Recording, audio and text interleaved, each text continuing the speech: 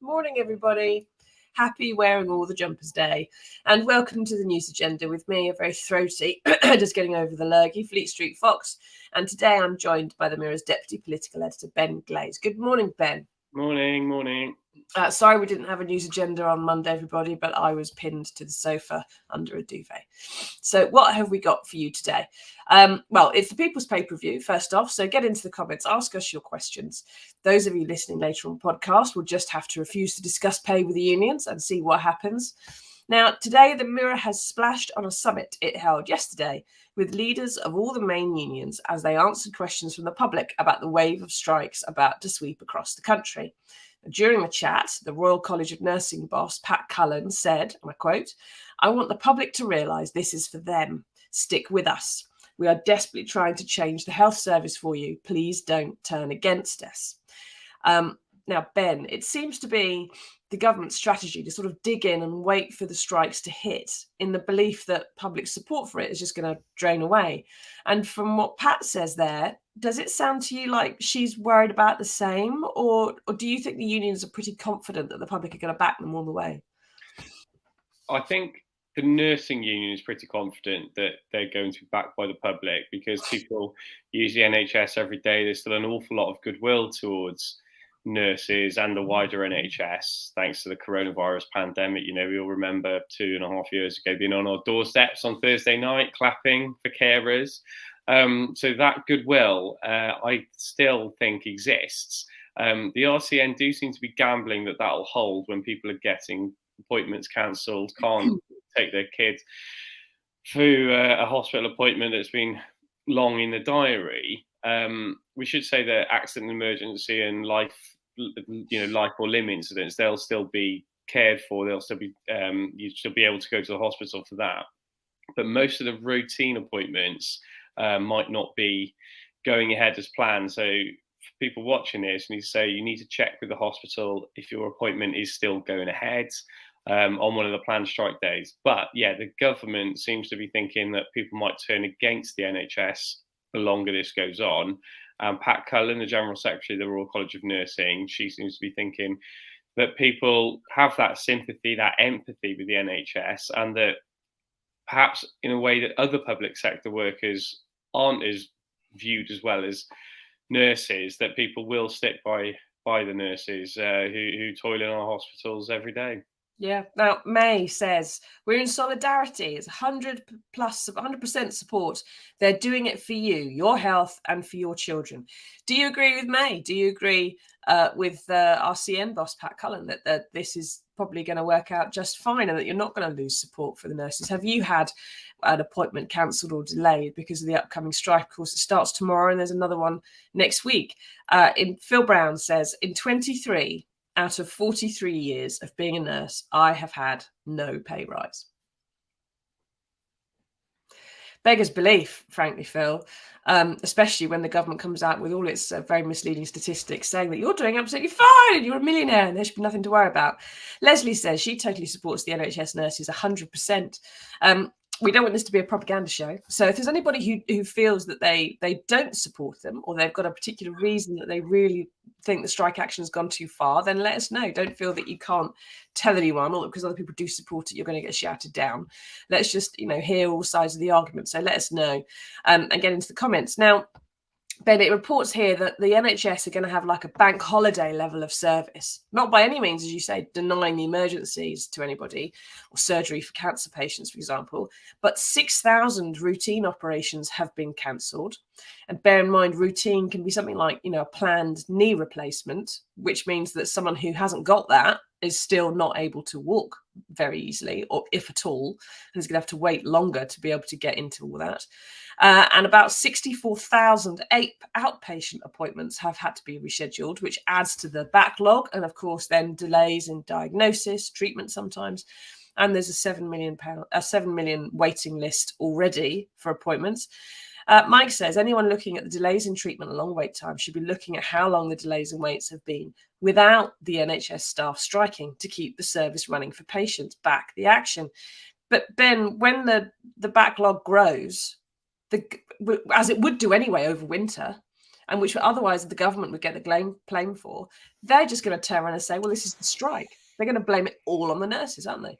When you look at the backlogs already existed before the coronavirus pandemic, and obviously got a lot worse because the NHS basically turned into a coronavirus service, and a lot of things that would have happened otherwise, routine operations, didn't go ahead because of the fear of spreading COVID-19.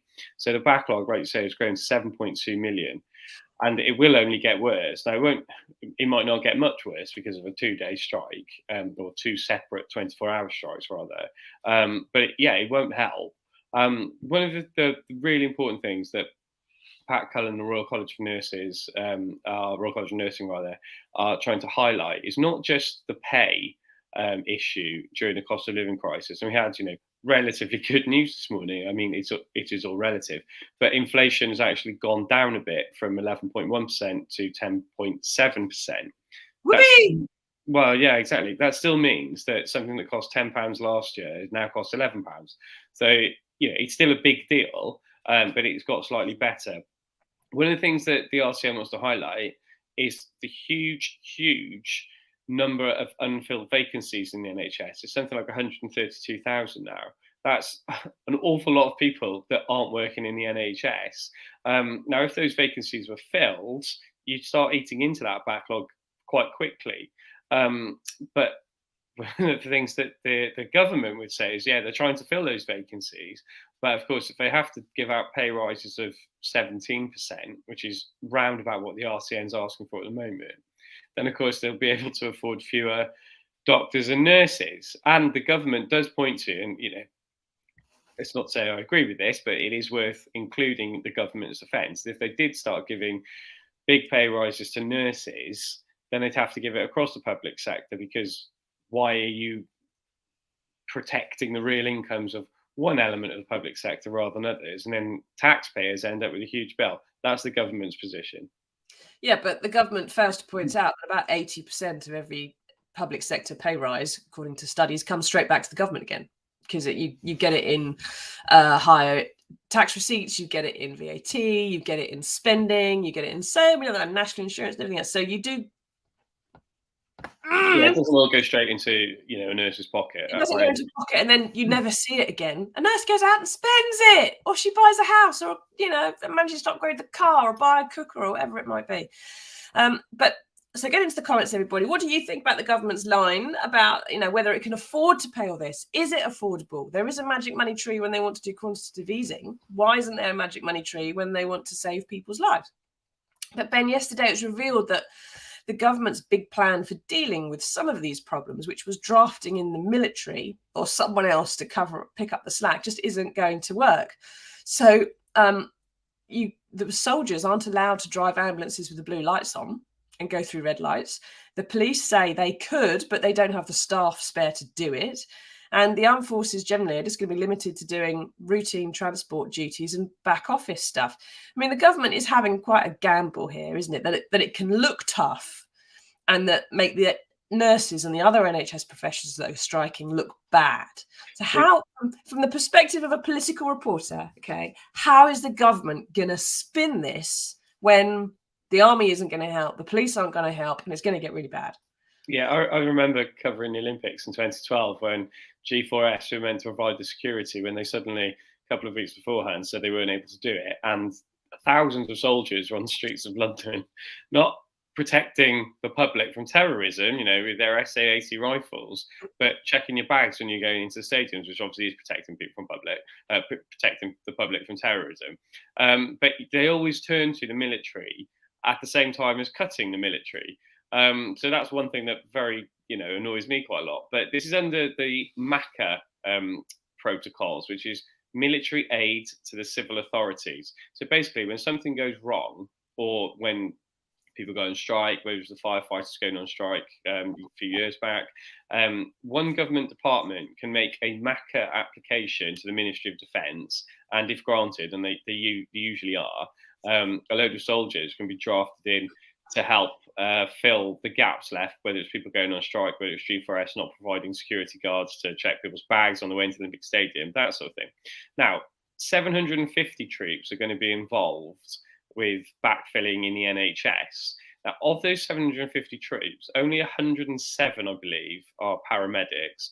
And of those, only 40 are able to work in the NHS. That's their qualification. So that's not very many of the 750. So, right, so 40 paramedics from the military helping out. And how many nurses on strike? Is it, Ben? Is it 100,000? It's around about 100,000, yeah, right, in various strikes. And we're talking about the ambulance strikes rather than nurses strikes, But when you're talking about filling in for NHS strikes, it does all become one, because if you need a doctor, if you need a nurse, if you need to go to hospital, it doesn't particularly matter who's on strike on a particular day. You're going to be delayed. You're going to be affected. Now, when they draft in these soldiers, of course, the soldiers, they can't go on strike, so they're not able to withdraw their labour to demand a better pay rise, for example. Now, there were calls earlier this week for soldiers to get like a one-off bonus or something, because they're all, they have to cancel their Christmas leave. Their plans have all been laid waste now because they're being drafted in. And so far, those calls, Downing Street has rejected them. So it is a bit rum to always turn to the military when something goes wrong, and they're not. First of all, you're cutting their numbers, and secondly, you're not rewarding them anyway. No, it just screams General Franco to me as well. Like, let's get the soldiers on it. Leslie says, isn't the army going to be stretched to the limits? I think that's the point Ben's just made pretty well, Leslie. Yeah, it's just not going to be able to keep up with it. And of course, bear in mind, there are a lot of medics in the armed forces who already have to be regularly seconded into the NHS, firstly to help out, and secondly to get their training up to speed. So they're already every day military medics helping out in the NHS while being paid under a different budget heading, as it were. So it's not necessarily going to make a huge amount of difference, but it does make this government sound tough. If they can say, we're sending in the army, it sounds good, but it's mostly spin. So get into the comments. Tell us what you think about the military coming in. Have you had to have any appointments cancelled? We've had none so far today. I'm sure there must be someone out there who has had to have an appointment cancelled as a result of the strike. Let us know if you mind or if you don't mind, or if you still support the nurses' strike. And of course, it's not just nurses. So yesterday, midwives in Wales voted to strike. Those in England, although 55% of them turned out, and I think about 94% voted for a strike, it wasn't a high enough turnout to get one actually legal. So it's not going to happen, apparently. And it was also announced that physiotherapists are also going to strike. So even if you do get your knee operation, you're not going to have the help to get it all, your joint actually popping and working afterwards. And on the next spread inside there, it reveals that, so I'm going to have a strepsil in a minute. It reveals that the TUC boss, Francis O'Grady, reckons the reason the government is picking this fight is because it distracts attention from its own terrible handling of the economy. Has she got a point, Ben? And is this going to work for them? Because if nurses and so on look greedy, the government can, by comparison, look like it's being frugal. And that's more in line, perhaps, with what the rest of us are doing at the moment. Have they, is it going to play out that way? I'm not sure it's going to play out that way at all. And also, Francis is obviously correct in one respect, because if you're talking tough on not giving pay rises, or real terms pay rises, to certain elements of the public sector, because inflation is so high, as we've just been discussing, well, obviously, the handling of the economy is one of the reasons that inflation is where it is. There are other factors, the bounce back from coronavirus pandemic, the Russian invasion of the Ukraine. Those are other factors, probably bigger factors. But the unions can point to the government's handling of the economy over the past 12 years, low growth, low productivity, and can say, well, if we had been growing as fast as some of our competitors or as strongly as some of our competitors, then maybe we'd have more GDP, there'd be more the slice of the pie that Liz Truss, if you remember her, she wanted to talk about. And if there was a bigger pie, then maybe you could have bigger slices for public sector workers. So there's that element. The government, of course, says that one of the reasons the unions and then, this isn't a general strike, but there's a lot of strikes going on, right? In And they are general, to a certain extent coordinated, but it's not a general strike. I don't think we've had a general strike since 1926, I believe. yeah, But they accuse the unions of sort of coalescing in a bid to bring down the Conservative government and elect the Labour government. Now, it's no secret that most trade unionists would prefer a Labour government in Downing Street to a Conservative government. But it's a bit of a stretch for certain Conservatives to say that's the whole reason behind this, because what unions would say is they're fighting for their members who are being hammered by this now 10.7% rise in the cost of living every year, and they need to protect their wages. And they need to protect their incomes, because we're all suffering from the cost of living crisis. But public sector workers are some of the worst hit, because if you look at the average wage rise in the private sector, it's something like 6.6%, and the public sector rises are nowhere near that. No.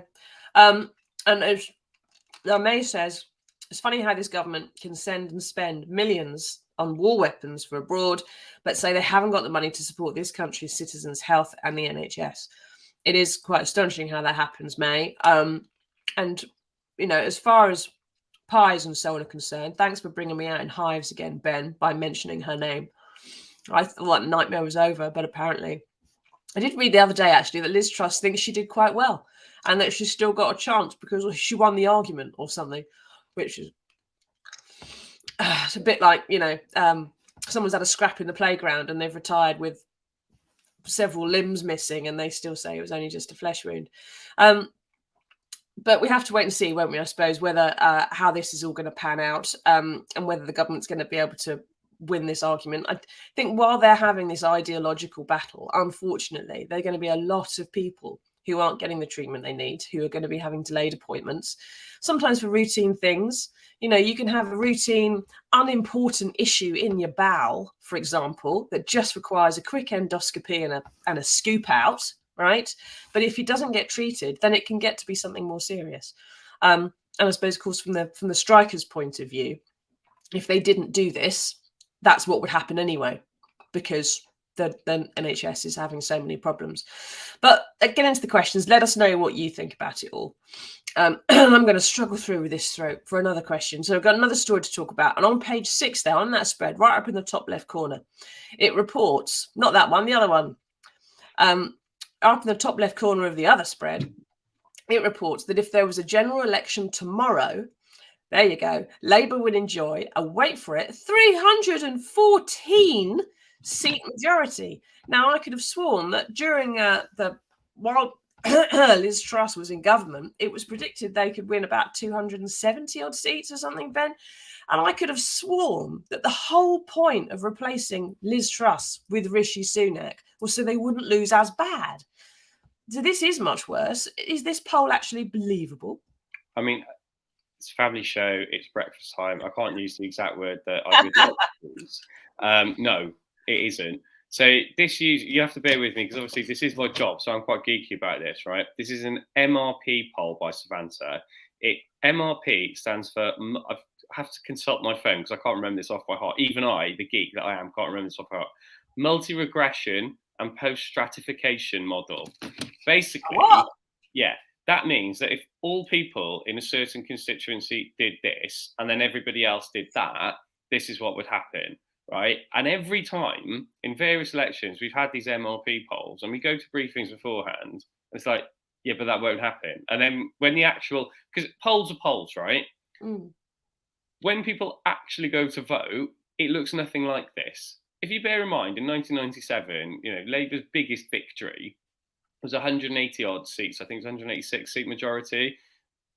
There will not be a 314 seat majority for Labour. I talked to some Labour figures who are not even sure they will get a majority full stop, right? Because of trying to win back Scotland, where the SNP have a stranglehold on voters there. The south of England, you know, it might turn against the Conservatives. It won't turn against them in such numbers. When you actually look at the map that that the pollsters put out yesterday to go alongside this poll, you know, it's red all the way. This won't happen. I'm not saying I don't think Labour will win a majority. They could. The poll leads of 20 odd points suggest they definitely will. It won't be 314 seats. Just extrapolate from the headline figure of 314, right? At the moment, Labour are on 48%, up 3, right? I don't think Labour will get 48% of the vote. To get a majority, you need about 40 odd percent, sometimes even lower. That's fine. To get 48%, that won't happen. Conservatives 28%, down 5. Okay, probably, but you've got to remember that there's an awful long time. There's 2 years to go until the next general election. Is there though? If this is I think there is. There's no reason the Conservatives will go early, right? Because then look at polls like this. What possible motivation? What is the bonus for them in going early? Right? Things can recover a lot. If you think it was 3 years ago that Boris Johnson won an 80-seat majority, and we're still 2 years out, and 80-seat majority, and now we're predicting 314 seats for Labour. I mean, it's nonsense, right? So there's a long way to go. And during the short campaign, 5 to 6 weeks of a general election, usually the governing party improves its position, right? So all these things to bear in mind. There's so many health warnings with a poll like this. I don't think, like, Labour don't think they're going to get a 314 seat majority. It's nonsense. No, that's why it's a tiny little story in the top left of the page, I expect. Mike says, it's seemingly large poll leads like this will cause Sunak to dig in and hold on as long as he possibly can in the hope of reducing the Labour lead. Which is what was said also about Liz Truss and was said also about Boris Johnson. And they've both gone. And when they went, it shook the government to some extent, and there were calls for a general election. Now, if the Tories, let's just crystal ball for a moment, if the Tories are to really suffer over the winter of discontent, which it's going to be more than discontent, it's going to be winter of being pretty pissed off, actually. But the Tories really suffer over that. If they were to move against Rishi Sunak for some reason, or find a good reason to get rid of him because the poll lead is still looking quite bad, which is, let's face it, why they've got rid of the last 2. Could they really impose? I mean, they could, in theory, impose a 4th Prime Minister on us, but would they get away with that, Ben? I mean, there's so many hypotheticals and all this, right? They are not going to get rid of Rishi Sunak, yeah? Because it looks like chaos anyway. To get rid of another Prime Minister and install another Prime Minister before a general election, it would make them look ridiculous, even more ridiculous than the situation looks now.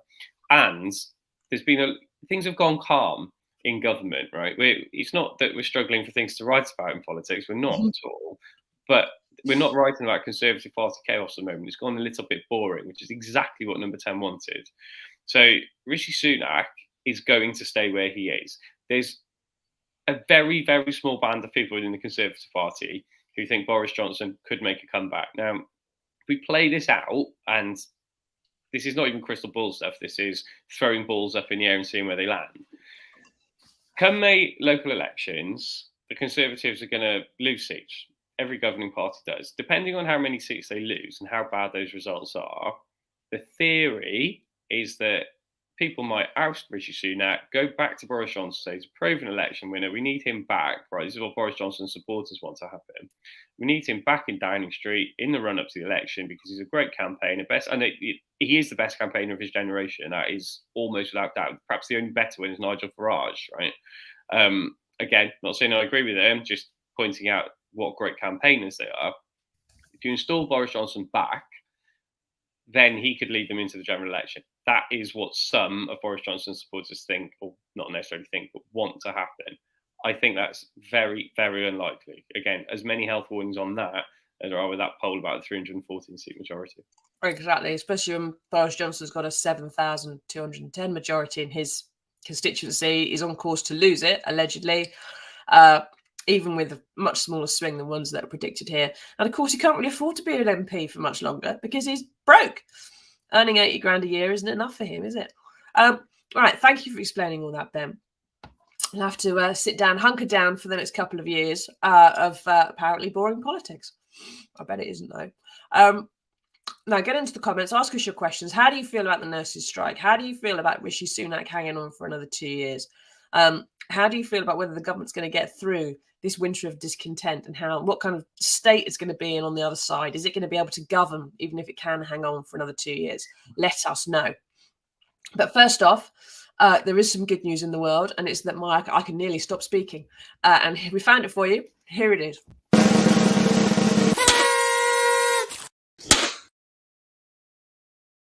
I'm just crunching my strepsil. I thought I could do that in the break. Come.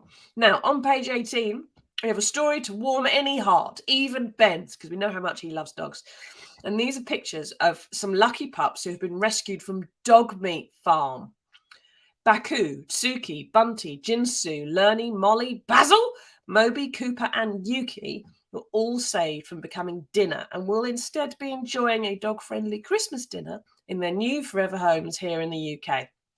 The charity that rescued them said had they not done so, they would all have been eaten by now. But here they are, snoozing away under the Christmas tree. Look at Bunty. Oh, he does look so schnookums.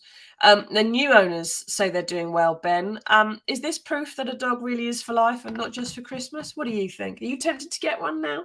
No, not tempted at all. House is untidy enough already. Do you know what? I'm going to spoil all this. You know, this is the happy news. Do you know what I thought when I saw these lucky pups who've been rescued? You wondered what it tasted like, didn't you? Who was left in the puppy farm, in the dog meat farm? How many got eaten? How many were in pies? How many were dog steaks? Right. So it's all lovely seeing these pictures of these dogs, but surely they're not the only ones who are in the dog meat farm. I think they shut down the farm and they rescued all the dogs that were there, and these are the 10 that made it to the UK.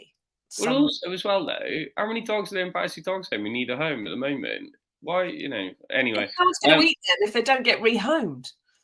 Well, the pictures are lovely. That I will say, particularly that one of Yuki and Millie.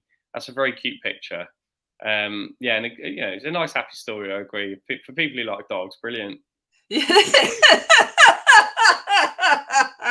Oh dear, no! You'll make me have some kind of bronchitis attack.